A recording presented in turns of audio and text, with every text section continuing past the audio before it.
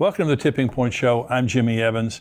I'm so excited today to have joining me best-selling author and end times expert Bill Salus.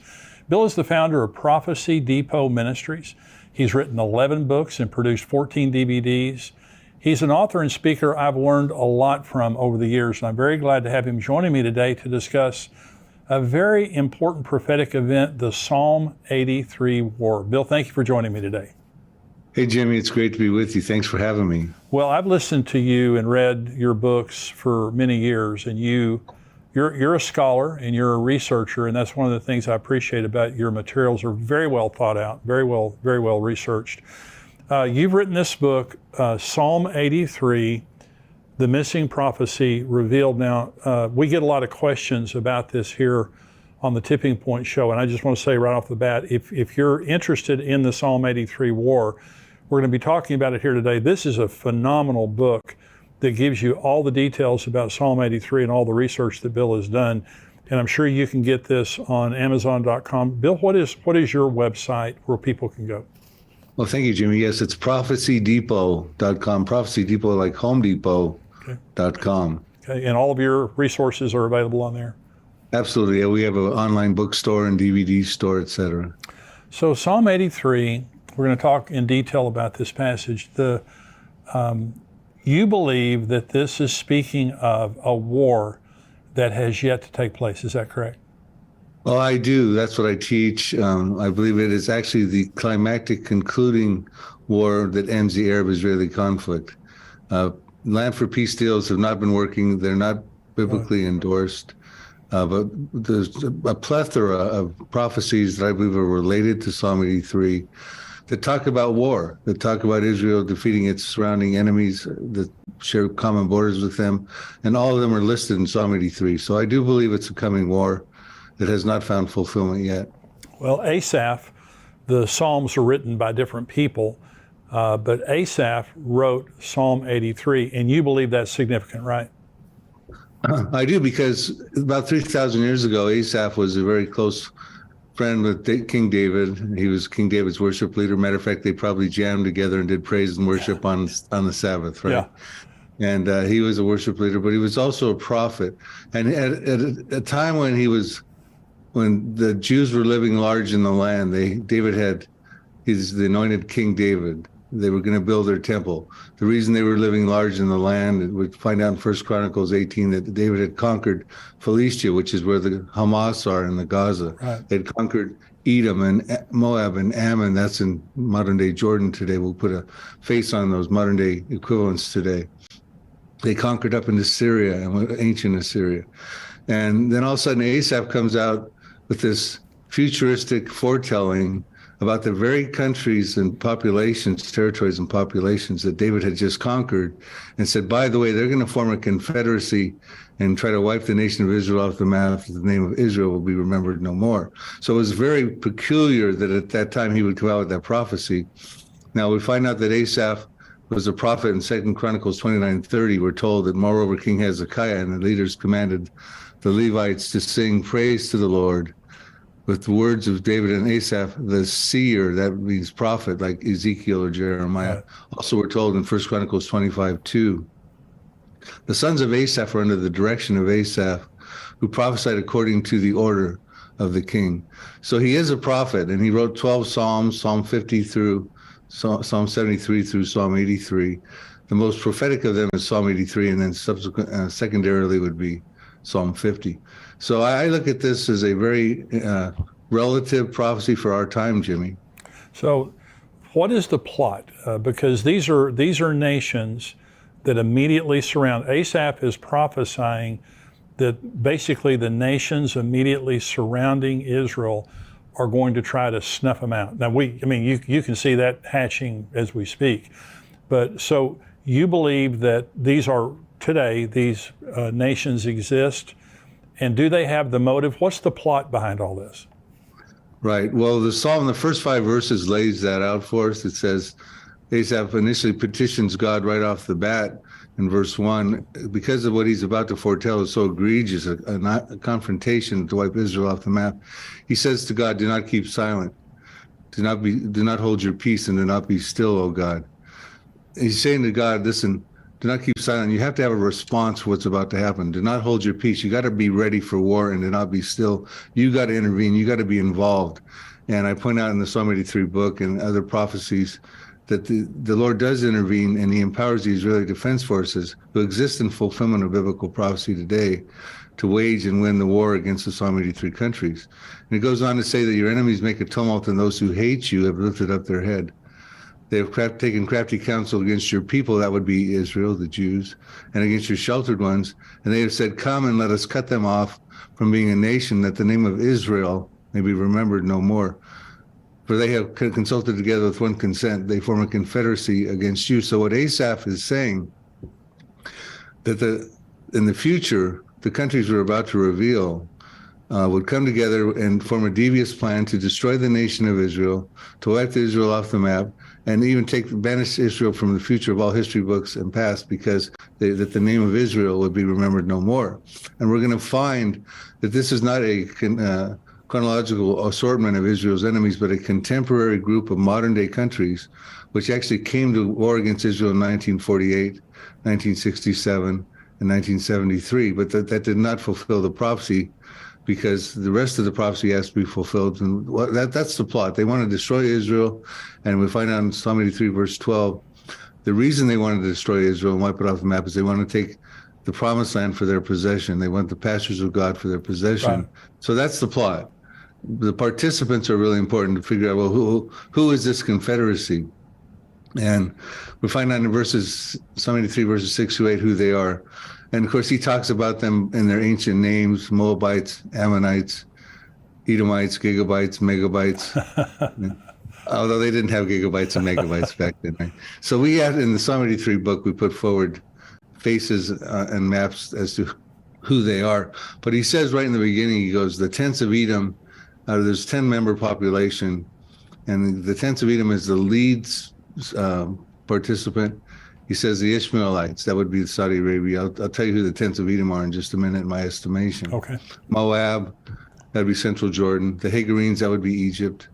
Gebal, that'd be Lebanon. Ammon, that would be northern Jordan. Amalek would be down in the Sinai. Philistia, that's where the Hamas are in the Gaza.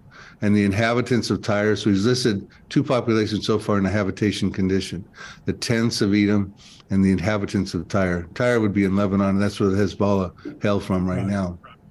Assyria has joined with them, and they have helped the children of Lot. So one of the members, Assyria, is actually helping the children of Lot, which is Jordan. Moab and Ammon were the children of Lot.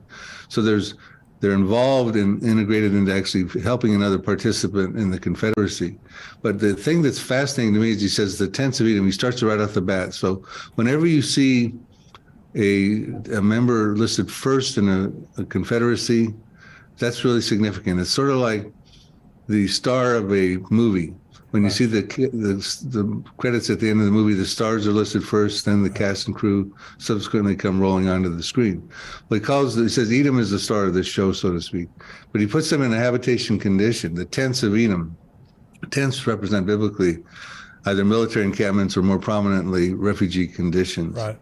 And the Edomites, as I trace through in my Psalm 83 book, have ethnical representation in the Palestinians today. Not all the Palestinians are of Edomite descent, but a majority of them are. And when we find them in a condition of refugee conditions, which happened as a result of the 1948 war, the tents of Edom became a reality when Israel came back in the land and the Arabs lost that 1948 war. And their plight is what's being bannered here, the Palestinian plight. They want a Palestinian state. They want to take the pastures of God for possession so they can have another Arab state. And of course, we see that there's our presidents and the international community is trying to broker two-state solutions, et cetera.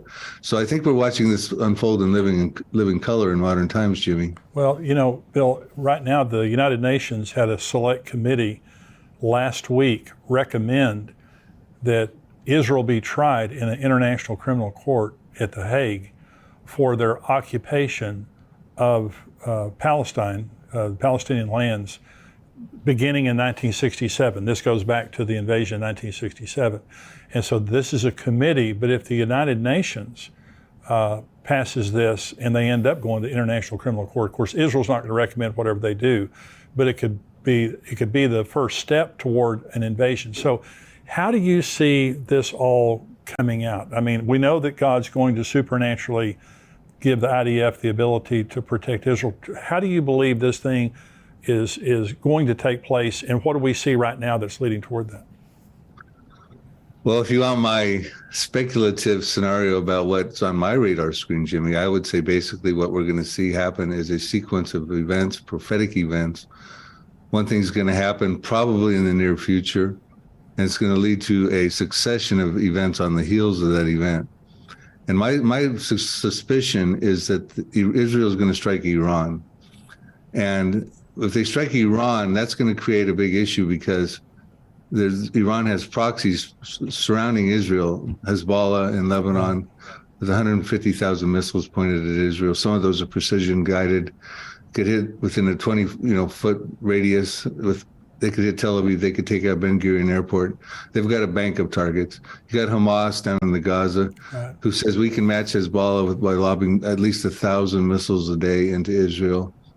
You got Syria, who used chemical weapons over 300 times in their Syrian revolution with Bashar al-Assad there. Right. They could be lobbing chemical weapons into Israel.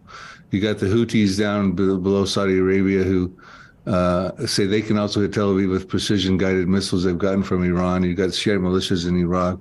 I believe that an attack on Iran would be also prophetic as well, because there's two prophecies of Iran in the end times. One of them is in Ezekiel 38. Right. Ezekiel 38:5, it's under the banner of Persia. Persia became Iran in 1935. It was renamed. But there's also a prophecy of Elam in Jeremiah chapter 49, verses 34 through 39, which I believe actually precedes, and it's probably what we're talking about here. It seems like it's a nuclear prophecy. And of course, Iran is on the fast track to get a nuclear weapon if they don't already have one. Right. They've been seizing the opportunity since Donald Trump withdrew from the JCPOA in 2018 to rapidly advance their nuclear program. And I think once they get struck, that's going to catalyze an event, and Israel's going to find itself in a prison rules war. They're going to be fighting for their life. Weapons coming, missiles coming in from all sides. Iran just recently announced they have a hypersonic missile that can get to Israel in 400 seconds. Unbelievable. That's 6.66 minutes, by the way. Wow. And they can hit the heart of Israel. And so, this is firepower that the Iron Dome can't. The Israeli defense systems are great, but they can't fend off the firepower that could be unleashed on them. And I think what happens at that point, Jimmy, is Israel lashes out and they destroy a city overnight. And I believe that would fulfill the Isaiah 17 prophecy, the destruction of Damascus. Right. Damascus will cease from being a city. It'll become a ruinous heap. We're told in Isaiah 17:1. Isaiah 17:9 says, the desolation is caused by the children of Israel. And Isaiah 17:14, concluding the prophecy, says, in the morning you see him, speaking of Damascus in the masculine pronoun, but in the evening you see him, but in the morning he is no more. This is the portion of those who rob us and those who plunder us. And I think when that happens, Jimmy, if my scenario is correct, and I support it scripturally in my teachings, I think the Arab world will go up in an uproar, because they just took out the oldest continuously inhabited city in recorded history, the capital of Syria, Damascus, and they're going to start saying in Lebanon, what about Beirut? Are we next? What about Amman, Jordan? Are we next? Which they are next, by the way. There's prophecies about Amman, Jordan that show Israel reducing it to rubble also. What about Cairo in Egypt? What about Mecca in Saudi Arabia? And also, I think Isaiah 17 tells us that Israel does take a hit, and Isaiah 17 verses 4 through 6. So Israel has no option but to respond militarily for the survival of the nation. And I think when the Arab uproar happens, they say to themselves, our cities could be next. Yeah. Israel's hurt right now. This would be a time to come together. We can probably come together and take out Israel right now and survive our cities and that sort of thing. And I think that would then lead to Psalm 83. So it's a succession of events, probably starting with Iran's nuclear program, Jeremiah 49, the Elam prophecy, probably leading to a proxy war where Damascus gets taken out as a city, probably leading to the Psalm 83 final Arab-Israeli conflict. And that would conclude the Arab-Israeli conflict. Well, what you're saying, I totally agree with every word of what you just said. The Israelis had a massive drill, I think this was last spring, called Chariots of Fire. And every branch of their military, and some of this included the United States Air Force, our military, they practiced bombing Iran. And there were two separate, things that they were doing. The first is they put $5 billion in their budget this year to bomb Iran. That's significant.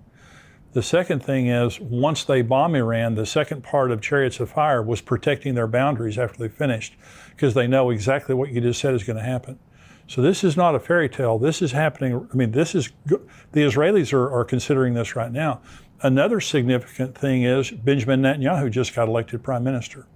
And so we have a very ultra right-wing government now, the newly elected government there in Israel. And if anyone would strike Iran preemptively, it would be Benjamin Netanyahu. But what you were saying, Bill, a new part of this equation that's just, to me, just a couple of weeks old, is the hypersonic missile. That Iran begins to brag about being able to strike in 400 seconds. That's like waving a red flag in front of a bull.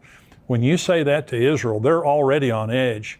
But when they have to consider 6.666, that they have to consider that type of strike, they have to, at some point, preemptively strike Iran. So I completely agree with what you just said. Now let's talk about how does Israel, what does God do according to Psalm 83 that gives the Israeli Defense Forces the ability to supernaturally defend their nation?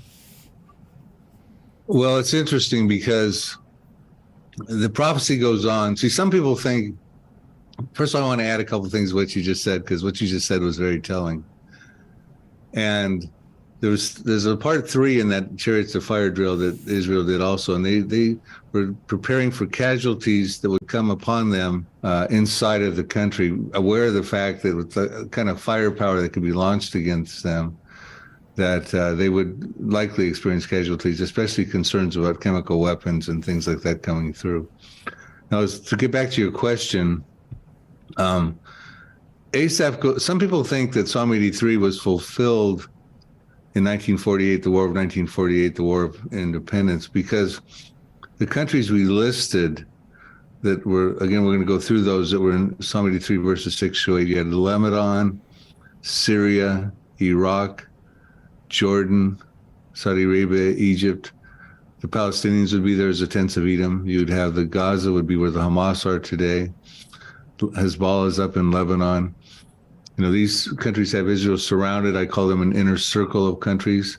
Versus Ezekiel 38, which is a prophecy your listeners may be, or viewers may be familiar with, which deals with an outer ring of countries. None of the Psalm 83 countries that share common borders with Israel, that have been Israel's notorious enemies. Right. None of them are in Ezekiel 38. I believe that's because they're dealt with prior in Psalm 83. Because why wouldn't they be? Why wouldn't they be in Ezekiel 38 when you have Iran involved, and Iran has its proxies? And the Ezekiel 38, if they're familiar with that prophecy, your viewers, Russia's coming down with Turkey, Iran, and the coalition of 9 to the uttermost parts of the north, into the mountains of Israel from the north. And they'd have to go through Lebanon where Hezbollah is. Why would Hezbollah not be involved?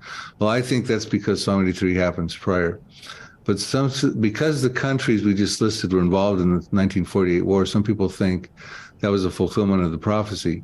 But that takes us through Psalm 83, 1 through 8, not Psalm 83, 9 through 18, which there's all those extra verses we got to deal with in the Psalm.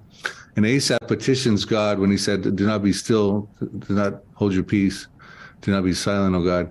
He says, "Deal with them as with Midian, as with Sisera, as with Jabin at the brook of Kushan, who perished at Endor." And he goes through and talks about, he draws our attention to how he wants God to deal with the Arab enemies. And he draws our attention back to Judges chapters 4 through 8. And it's this historical precedent where God at that time, through the Deborah, Judges 4 and 5, the prophetess, the Canaanites had oppressed Israel for 20 years. She got her general Barak, and they went and defeated the Canaanites. They killed the king Jabin. Sisera was defeated, and the Canaanites never oppressed the Jews again. And then he draws our attention to Judges 6 through 8, where Gideon was involved with a 300-man army against the Midianites, who had oppressed Israel for 7 years. plundered it and oppressed it. And Gideon said, God told Gideon, you're going to stop this oppression. You're going to defeat them, their kings, their princes, Orb and Zeb, Zalmunna, etc. And the Midianites were defeated, and they no longer ever oppressed Israel again. So we see that the Arab countries around Israel right now are still oppressing the Jews. Oh, yeah. This was not fulfilled. Well, so the series of events that you're talking about, when you say that the Psalm 83 war is this ring of countries around Israel, you believe that then would lead to the Ezekiel 38 and 39 war soon thereafter. Is that right? I do. So let's talk about a few prophecies that are unfulfilled that I think are about to happen, and I think they're border prophecies or peripheral prophecies of Psalm 83. Okay. We're told in Zechariah 12, verse 2, that behold, I will make Jerusalem a cup of trembling or dizziness in some translations, unto all the people that are round about the inner circle, when they lay siege against both Judah and against Jerusalem. So someday, the Psalm 83 countries are going to make a final bid to take control of Jerusalem. You know, Jordan has control over the Temple Mount right now, which is a controversial thing because now with the religious right wing coming into the coalition with Benjamin Netanyahu, there's concerns that the status quo on the Temple Mount might change. Yes. And if that happens, Jordan's going to be very concerned about that, as are the Palestinians. Half of Jordan is filled with Palestinians, about 5 million Palestinians. About 2.5 million of them are Palestinian refugees. And their hope is that they get control of the Temple Mount, which is the third holiest, Jerusalem's the third holiest city in Islam. But it goes on and says, someday they're going to lay siege upon it. And that's going to be a drastic mistake, because it says in Zechariah 12, verse 6, the Israeli Defense Forces are going to take this to task. And here's what it says. In that day that the surrounding peoples lay siege on Judah and Jerusalem, I will make the captains or the IDF of Israel, of Judah, like a fire pan in the wood pile, like a fiery torch in the sheaves, and they shall devour all the surrounding peoples on the right hand and on the left. But Jerusalem shall be inhabited again in her own place. Yes, Jerusalem. So we have a sort of a blanket prophecy with the Israeli Defense Forces defeating the people on the right hand and on the left hand of the surrounding countries that are part of Psalm 83 decisively, a fiery torch devouring sheaves like kindling. I mean, there's no shortage of prophecies I put forward in the book about the Israeli Defense Forces winning wars. Here's one right here. So I told you that Jordan will be concerned if they see Damascus go up in smoke. Okay. Well, they should be, because, and remember, Jordan has a fragile peace treaty with Israel right now. It's going to be threatened when the status quo changes on the Temple Mount. And we know the status quo is going to change on the Temple Mount someday, because the Jews will build a third temple. And that means they can't have the status quo the way it is right now. Right now, the Jews can't even go up and pray on the Temple Mount. They're not supposed to. So things are going to change eventually, and I believe that eventually is probably soon, maybe even in 2023. But so it says here about Jordan, you don't find the peace treaty in these next two prophecies I'm going to tell you. And Jordan is listed in Psalm 83. Jeremiah 49, verse 2. Therefore, behold, the days are coming, says the Lord, that I will cause to be heard an alarm of war in Rabbah of the Ammonites. That would be Ammon, Jordan. It shall be a desolate mound, and her villages shall be burned with fire. Then Israel shall take possession of its inheritance, says the Lord. So Israel's going to take that city down also. Now, that's Damascus to Amman, Jordan is not very far. I mean, you can drive there in just 3 or 4 hours. So, I mean, Amman, Jordan's going to be reduced to rubble pretty much like as was Damascus. Zephaniah gives us a different camera angle on I think the very same prophecy. These are unfulfilled prophecies, Jimmy, and they involve the Israeli Defense Forces. And for various reasons, time permitting, I can tell you why they will happen before the tribulation period. But I'll read this one here. And I mean, there's no shortage of the Israeli Defense Forces dealing with the Psalm 83 countries. This will be probably the last one I'll tell you about right now, and then we can get into the other questions. Zephaniah 2, verses 8 through 9. I have heard the reproach of Moab, that's central Jordan, and the insults of the people of Ammon, that's northern Jordan, which they have reproached against my people and made arrogant threats against their borders. But the residue of my people shall plunder them, and the remnant of my people shall possess them. So what's going to happen is there's going to be a war. Israel's going to start annexing territory.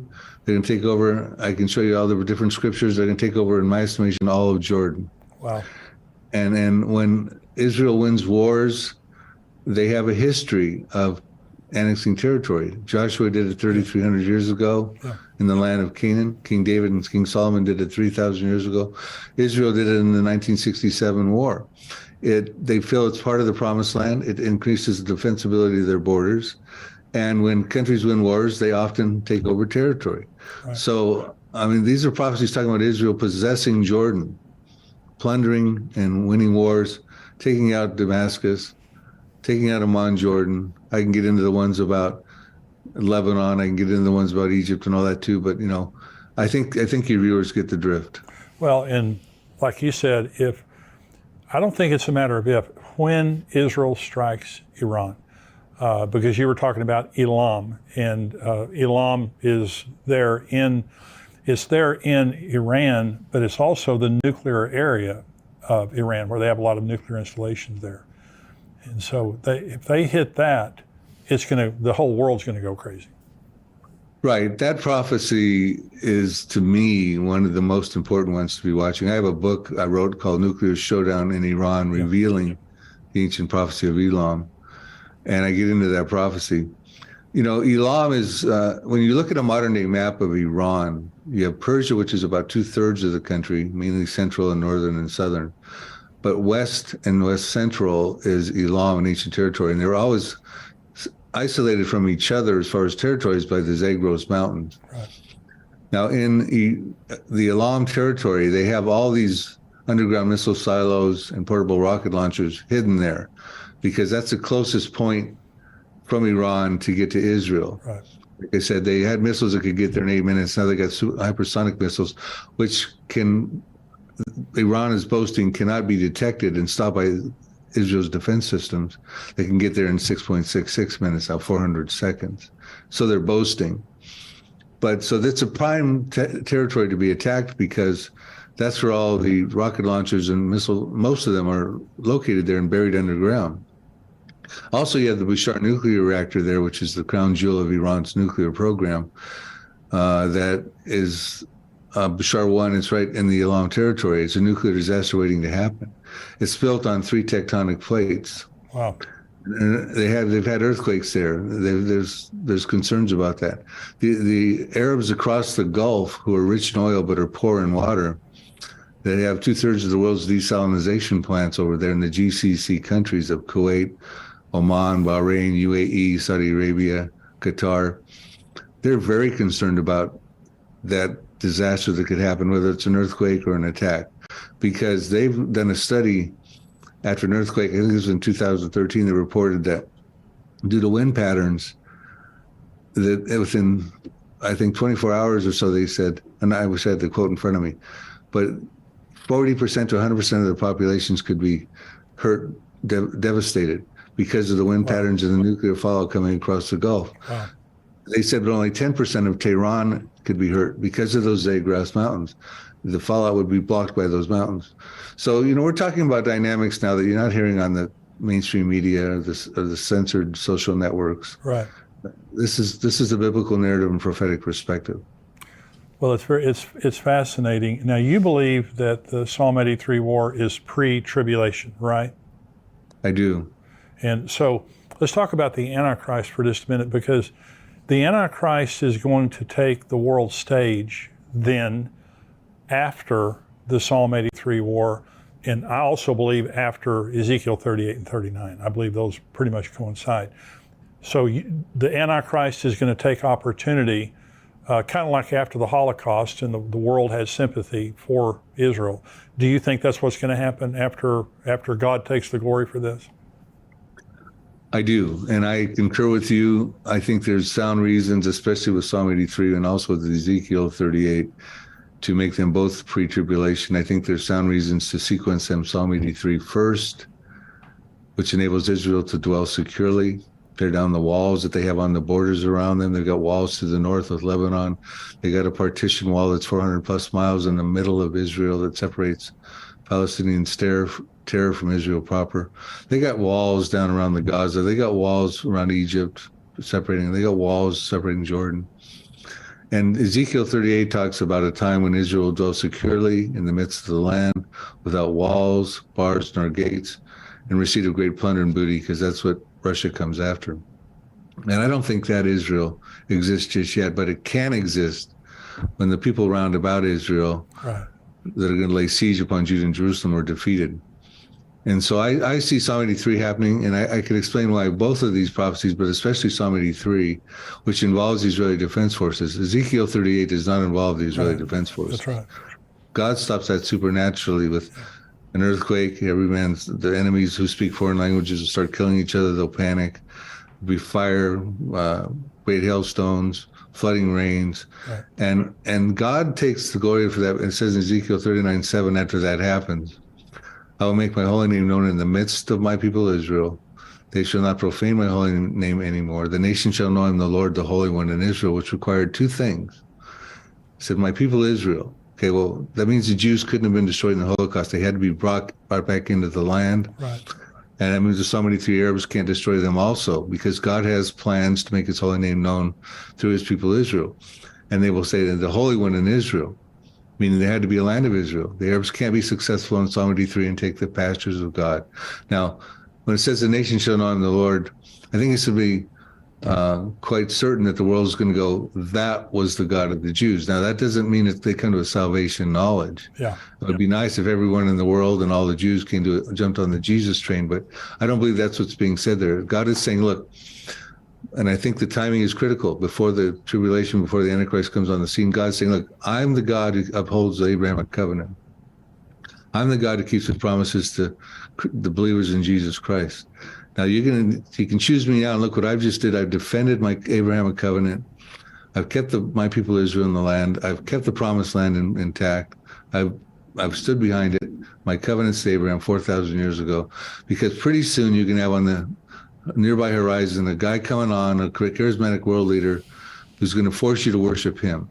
So I want you guys to have the clear, clean choice now before that happens. Also, the other reason I don't think the church is here necessarily for Ezekiel 38 is because 3 times in Ezekiel 38, God calls the Jews my people Israel. Really not a place for the church in that prophecy, so to speak. The Israeli Defense Forces winning wars against the Arabs, there's a timing sequence we can figure out on that, because they're not going to be fighting in the tribulation period. We've already ruled out they're not fighting Ezekiel 38, which could be just before the tribulation period. But they're not going to be fighting the tribulation period, because if you break the tribulation period down into its 2 compartments, you have a first half of 3.5 years, you have a second half of 3.5 years. And the first half, 3.5 years, Israel's feeling like they're living at peace because they've been involved in a covenant. It's a false covenant. It's a pseudo-peace because it's going to be broken in the mid part of the tribulation. But they're not going to be fighting wars against Arabs at that point. They're feeling like they're dwelling at peace. They got their temple built. They're doing sacrifices and offerings. And they're not going to be waging wars against the Arabs. As a matter of fact, they can't even stop the Antichrist at the mid part of the tribulation, right in the middle there, from going into the temple and stopping the sacrifices and offerings in fulfillment of Daniel 9:27. So then even Jesus said in Matthew 24, verses 15 through 19, when you see the Antichrist, when you see the abomination of desolation being set up in the temple, which we just talked about happens in the mid part of the tribulation when the Antichrist goes in and desecrates the temple, he says, flee for your lives, because he knows in Zechariah 13:8, 2/3 of the Jews in the land will be cut off and killed, because the Antichrist at that point is going to come out of the temple and commit a genocidal campaign against the Jewish people. So the Jews are going to be fleeing for their lives in the second half. If anything, they're going to pick up a weapon on their way out and use it, not burn it for fuel or convert it to energy. Because, and they certainly won't be fighting Arabs at that point either. Right. The wars with the IDF, and there's numerous ones, in fulfillment of Bible prophecy, I put those before the tribulation for those very purposes. I think that makes perfect sense. Bill, I want to thank you for joining me today. Now, let me say again, your book, Psalm 83. Now, Bill has lots of end times books. Psalm 83, The Missing Prophecy Revealed, And there's so much in this book, and you've hit the highlights here. Anything else you want to add to that, Bill? I just recently completed a Here to Eternity series, which goes from the now prophecies that could happen at the present time to the next prophecies that have some minor preconditions, to the last prophecies which happen in the first half of the tribulation, to the final prophecies which happen in the second half of the tribulation, to the millennium and the New Jerusalem. So we now have materials available through books and DVDs, a series that can take the reader from now on and through the tribulation on into forever. And of course, I personally am a preacher, rapture believer, so I don't believe every believer right now is be going through the tribulation, but there will be many people who get saved in the tribulation period. We find that out in numerous verses. So we have materials even that can be passed on to them, so they'll know what's coming and how to survive that treacherous period. But I would say in closing, Jimmy, and again, thank you for having me on your program. I think we need to realize that we're about at a time right now where Benjamin Netanyahu has to take action. Iran has got missiles now that can get to Israel in 6 minutes. They've got a nuclear program that is almost probably, if not already, has a nuclear weapon. Right. They want to wipe Israel off the map. They've made that clear. Ayatollah Khomeini has said on numerous times, Israel is a cancerous tumor. His generals have said we want to take them off the global map. The proxies around Israel are hating Israel. I mean, I think we need to realize that coming into the new year with the new administration of Benjamin Netanyahu, we could start to see biblical things start to happen. We could start to see biblical wars happen. It's been 74 years since Israel became a nation. That was the last major fulfillment of biblical prophecies, but I think we got some coming right around the corner, Jimmy. That's exciting. It really is. Well, Bill mentioned his books. I have all of your books. Really encourage you to go to prophecydepot.com, and Bill's books and information are there. I know I've bought some of your stuff on Amazon too. God bless you. Wonderful ministry. I want you to come back with me here in the near future. I want to talk about the nuclear showdown in Iran, your book on that. I'd love to. Absolutely, Jimmy. God bless you, Bill. Thank you for being with me. God bless you. Thank you. We're going to go now to the subscriber portion of our program. If you're watching this on YouTube and you're not a subscriber to endtimes.com, I encourage you to go to endtimes.com at $7 a month, $77 a year. You can watch the entire Tipping Point podcast, plus all the other things that we put out, videos and all the articles that we put out all week long. $7 a month, $77 a year. We want you to become a subscriber on endtimes.com. If you are a subscriber, we're going to go now to the subscriber portion. You cannot watch all of the podcast on YouTube. You have to go to endtimes.com or respond to the email that we sent you as a subscriber. Stay tuned.